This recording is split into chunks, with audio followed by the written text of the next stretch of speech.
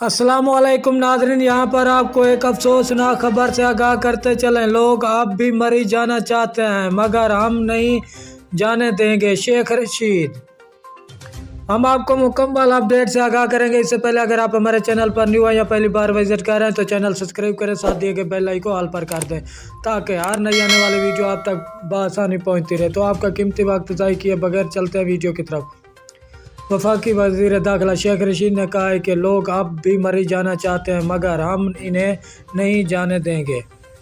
जियो news से गुफ्तगू करते हुए शेख रशीद ने कहा है कि लोग गाड़ियों से नहीं निकल रहे हैं और बच्चे भी इनके साथ हैं। लोग सेल्फियां बनाने में लगे हुए हैं। उन्होंने कहा कि फंसे हुए अफराद रेस्ट हाउस में मुफ्त में रह सकते हैं। लोग मरी में फंसे हुए हैं और मज़ीद लोग मरी जाना चाहते हैं लेकिन हम इन्हें नहीं जाने देंगे। शेख रशीद का कहना था कि इलाके से 700 गाड़ियां निकाल ली गई हैं और तकरीबन 200 गाड़ियां फंसी हुई हैं जिन्हें चंद घंटों में निकाल दिया जाएगा।